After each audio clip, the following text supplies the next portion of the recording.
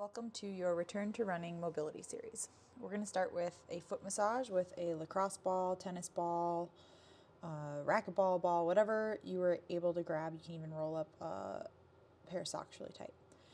So you're going to start with one foot and you're just going to start to massage your foot however you would like. But how I like and how I'm doing it here is I follow the line from each of my toes to my heel and back. So I sort of run the ball down the line from my big toe to my heel, second toe, third toe, fourth toe, pinky toe, and then I press into the ball of my foot to really try to get my foot to curve around the ball and stretch out those muscles that get really jammed up in boots, tight socks, and a lot of shoes. A lot of us have shoes that are probably too tight for our feet. And then you can also sort of smash into your arch as well. So here I am doing the same thing on the other side, just rolling along, like you can imagine, just the line of bones and tendons and muscles that go from your toes to your heel, and just massaging along there. And then once again, pressing into the ball of the foot when you get there. And then you can also kind of like start on the outside of your arch and kind of smear your foot across the ball. So getting a nice massage across your arch. But however feels best to you, put as much or as little weight into the ball as you would like.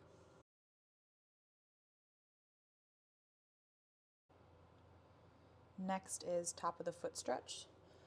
So you'll be standing on one leg and the other leg is going to reach behind you, and you're trying to stretch just the top of your foot.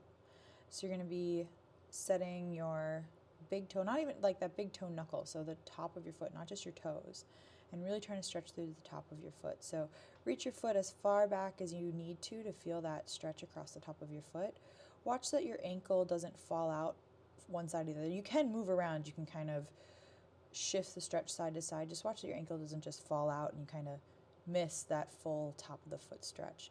Our shoes tend to keep our feet curved in a certain direction, so this is just a really nice release. I think it just feels good. You could also do this seated. You could sit down and reach your foot behind you. So I'm going to turn to the front here in just a moment and you'll see what I mean by letting your ankle fall out. So reaching that foot behind you, you want to keep everything in a straight line, and you don't want to let your ankle do that kind of falling out to the side. You want to keep it nice and straight. Once again, you can move it around. You just don't want to fall out of that position.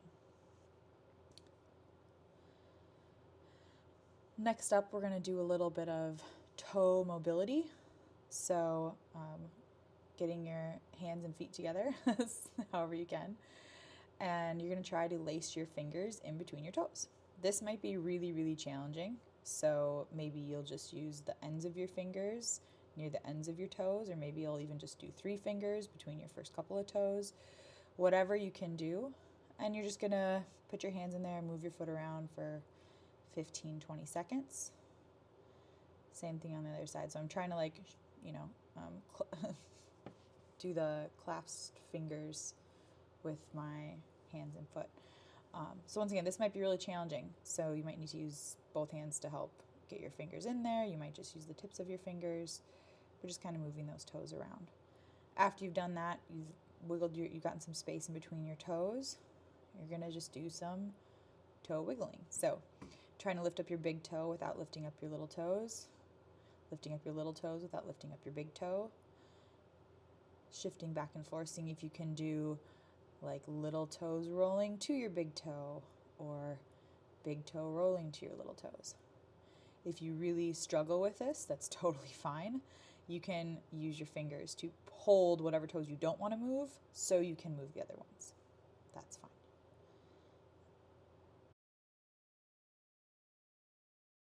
Next up is an ankle stretch against the wall.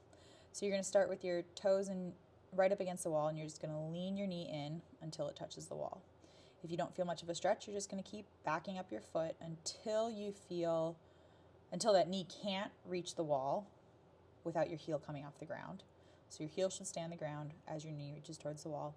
Or you're going to stop when you feel a big stretch in your ankle, or more likely, what I usually feel is like just a stoppage, just like I can't get my ankle to go any further. So it's not that anything's stretching, it's more like something's in the way. And so after you find that spot, you're going to just pull your knee forward. So I actually don't want you thinking too much about leaning forwards so much as trying to pull your knee forwards. So really thinking about a more active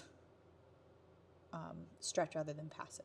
You'll repeat the same thing on the other side. You might find that each side's a little bit different with how far back they can go. In fact, if you compare mine, you'll see that my left foot can go much further back than my right foot can.